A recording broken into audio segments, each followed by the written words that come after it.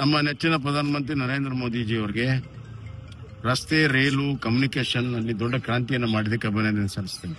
ಅದರ ಒಂದು ಭಾಗವಾಗಿ ವೇಗದ ಟ್ರೈನ್ಗಳನ್ನ ಇಡೀ ಭಾರತ ತುಂಬ ಓಡಾಡ್ತಾ ಇದೆ. ಅದರಲ್ಲಿ ಅತಿ ಹೆಚ್ಚು ಪ್ರಯಾಣಿಕರಿಗೆ ಅನುಕೂಲ ಆಗುವಂತದ್ದು ಒಂದೇ ಭಾರತ ಟ್ರೈನು. ನಮ್ಮ ಬೆಂಗಳೂರಿನಿಂದ ಧಾರವಾಡಕ್ಕೆ ಹೋಗುವಂತ ಒಂದೇ ಭಾರತ ಟ್ರೈನು ಕೇವಲ ತುಮಕೂರು, ದಾವಣಗೆರೆ ಮತ್ತು ಹುಬ್ಬಳ್ಳಿ, ಧಾರವಾಡಕ್ಕೆ ನಿಲ್ತಾ ಇತ್ತು. ಹಾವೇರಿಗೆ ನಿಲ್ಲಿಸಬೇಕು ಅಂತ ಬಹಳ ದಿನಗಳ ಬೇಡಿಕೆ ಇತ್ತು.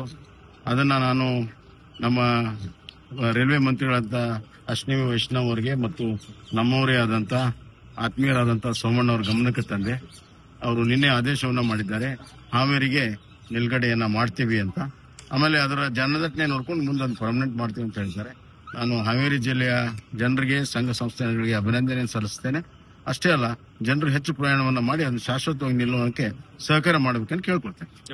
ನಂಗೆ ಹೇಳಿಲ್ಲ, ಇದು ಫಸ್ಟ್ ಟೈಮ್ ನಿಮ್ಮ ಒಂದ್ ನಿಮಿಷ ಇದು ಯಾರ ಮೇಲೆ ಹಲ್ಲೆ ಮಾಡಕ್ ಸಾಧ್ಯನೇ ಇಲ್ಲ.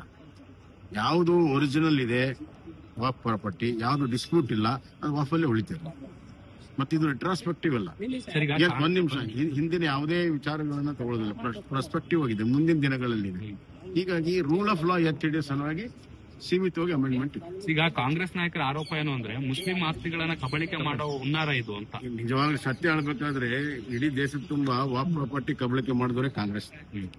ಬೇಕಾದ್ರೆ ತೆಗೆದು ನೋಡ್ರಿ, ನಮ್ಮಲ್ಲಿ ದೊಡ್ಡ ವರದಿನೇ ಇದೆ, 5,000 ಎಕರೆಕ್ಕಿಂತ ಹೆಚ್ಚು. ಹೀಗಾಗಿ ಅವರ ಕಬಳಿಕೆಯನ್ನ ಮುಚ್ಚಾಕಿಕೊಳ್ಳಲು ಇದು ವಿರೋಧ ಅಲ್ಲ. ಮುಸ್ಲಿಂ ಇದರಲ್ಲಿ ಹಿಂದೂಗಳನ್ನ ಮೆಂಬರ್ಶಿಪ್ ಬೋರ್ಡ್ ಅಲ್ಲಿ ಹಿಂದೂಗಳು ನೋಡಿ. ನಿಮ್ಗೆ ಈಗ ನಮ್ದು ಮುಜರಾಯಿ ಇಲಾಖೆ ಇದೆ. ಮುಜರಾಯಿ ಇಲಾಖೆಯಲ್ಲಿ ನಮ್ಮ ಕರಾವಳಿ ಪ್ರದೇಶದ ಹಲವಾರು ದೇವಸ್ಥಾನಗಳಲ್ಲಿ ಮುಜರಾಯಿ ಇಲಾಖೆ ಅಡ್ಮಿನಿಸ್ಟ್ರೇಟರ್ ಮುಸಲ್ಮಾನರು ಇದ್ದಾರೆ. ಸೊ ಅದಕ್ಕೆ ಅದೇನು ಸಂಬಂಧ ಇಲ್ಲ. ಒಂದು ಮಾತು ಹೇಳ್ತೀನಿ, ವಕ್ಫ್ ಬಿಲ್ಲು 1950 ದಶಕದಲ್ಲಿ ಬಂದಿತ್ತು. 1990 ಅಮೆಂಡ್ಮೆಂಟ್ ಆಗಿದೆ, 2013 ಅಮೆಂಡ್ಮೆಂಟ್ ಆಗಿದೆ. ಇದೇನು ಹೊಸದಾಗೇನಲ್ಲ, ಏನೋ ಹೊಸ ಬಿಲ್ ತರ್ತೀವಿ ಅನ್ನುವಂತ ಹುಲ್ಲೆ ನೆನೆಸಿದ್ದಾರೆ, ಅದು ತಪ್ಪು. 2013ಕ್ಕಿಂತ ಮುಂಚೆ ರೆಹಮಾನ್ ಖಾನ್ ಕಮಿಟಿ ಕೆಲವು ಶಿಫಾರಸುಗಳನ್ನು ಮಾಡಿತ್ತು. ಇಲೆಕ್ಷನ್ ಮುಂಚೆ ಕೇವಲ ಮತ ಬ್ಯಾಂಕಿಗಾಗಿ ಅವತ್ತಿನ UPA ಕಾಂಗ್ರೆಸ್ ಸರ್ಕಾರ ಕೆಲವನ್ನ ಮಾಡಿ ಕೆಲವು ಬಿಟ್ಟಿತ್ತು. ಅದರ ಮುಂದುವರೆದ ಭಾಗವಾಗಿ ಈ ಅಮೆಂಡ್ಮೆಂಟ್ ಬಂದಿದೆ. ಇಲ್ಲಿ ಮುಖ್ಯವಾಗಿ ಈ ದೇಶದ ಕಾನೂನು ಬಹಳ ದೊಡ್ಡದು, ರೂಲ್ ಆಫ್ ಲಾ ಅಂತ ಇರ್ತದೆ, ಸಂವಿಧಾನ ದೊಡ್ಡದು. ಕೆಲವು ಅಂಶಗಳು 2013 ಮತ್ತು 1990 ಆಕ್ಟ್ ಅಲ್ಲಿ ಇವತ್ತು ಎಲ್ಲ ಕಾನೂನಿಗಿಂತ ವಾಫ್ ಬಹಳ ದೊಡ್ಡದು ಅನ್ನುವಂಥದ್ದು ಕೆಲವು ಅಂಶಗಳಿದೆ. ಸುಪ್ರೀಂ ಕೋರ್ಟ್ ಕೂಡ ಅದರಲ್ಲಿ ಭಾಗವಹಿಸಿರುವಂತದ್ದು, ಕೋರ್ಟ್ಗಳು ಭಾಗವಹಿಸಿರುವಂತಹ ಕೆಲವು ಅಂಶಗಳಿದೆ. ಅದನ್ನ ಸರಿಪಡಿಸಿ ಸಂವಿಧಾನಾತ್ಮಕವಾಗಿ ಮಾಡುವಂತದ್ದು. ಮತ್ತೆ ಇನ್ನೊಂದು, ಬಹಳಷ್ಟು ಡಿಸ್ಪ್ಯೂಟ್ಗಳಿದ್ದಾವೆ.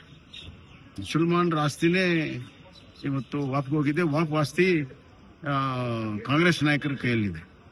ಕರ್ನಾಟಕದಲ್ಲಿ ದೊಡ್ಡ ಪ್ರಮಾಣದಲ್ಲಿ ಆಸ್ತಿಗಳು ಇವತ್ತು ಕಾಂಗ್ರೆಸ್ ನಾಯಕರಲ್ಲಿರುವಂತಹ ವರದಿಗಳು ಕೂಡ ನಮ್ಮಲ್ಲಿದೆ. ಹೀಗಾಗಿ ಹಲವಾರು ಗೊಂದಲಗಳೇನಿದೆ, ಇದಕ್ಕೆ ಇತಿಶ್ರೀ ಹಾಡಬೇಕು ಅಂತೇಳಿ ಇಡೀ ದೇಶದಲ್ಲಿ ಇಂತ ಬಹಳಷ್ಟಿದ್ದಾರೆ. 1500 ವರ್ಷಕ್ಕಿಂತ ಹಿಂಚಿರುವಂತಹ ಟೆಂಪಲ್ ವಾಫ್ ಅಂತಾರೆ, ಸರ್ಕಾರದ ಆಸ್ತಿ ವಾಫ್ ಅಂತಾರೆ. ಸೊ ರೆವಿನ್ಯೂ ಆಕ್ಟ್ ಏನಿದೆ ಅದು ಲ್ಯಾಂಡ್ಗೆ ಸಂಬಂಧಪಟ್ಟಂತೆ, ಭೂಮಿಗೆ ಸಂಬಂಧಪಟ್ಟಂತೆ ರೆವಿನ್ಯೂ ಆಕ್ಟ್ ಸುಪ್ರೀಂ ಆಗಿದೆ. ಬೇರೆ ಎಲ್ಲ ಸಮುದಾಯಗಳಿಗೆ ರೆವಿನ್ಯೂ ಆಕ್ಟ್ ಸುಪ್ರೀಂ ಇದೆ, ಇಲ್ಲಿ ಮಾತ್ರ ಇಲ್ಲ. ಹೀಗಾಗಿ ಅದನ್ನು ಸರಿಪಡಿಸುವಂತ ಮಾಡುವಂತದ್ದು 2013 ಕೆಲವು ಬಿಟ್ಟು ಹೋದಂತ ಅಮೆಂಡ್ಗಳನ್ನು ಸೇರಿಸಿ, ಮತ್ತು ಇದು ವ್ಯಾಪಕವಾಗಿ ಚರ್ಚೆ ಆಗಿದೆ. ಜಾಯಿಂಟ್ ಪಾರ್ಲಿಮೆಂಟರಿ ಕಮಿಟಿಯಲ್ಲಿ ಚರ್ಚೆ ಆಗಿದೆ. ದೇಶ ತುಂಬ ಎಲ್ಲ ಕಡೆ ಹೋಗಿದ್ದಾರೆ, ಹಿಯರಿಂಗ್ ಮಾಡಿದ್ದಾರೆ.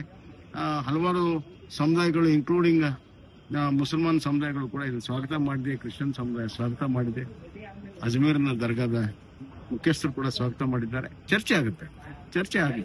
ಮೇನ್ ಆರೋಪ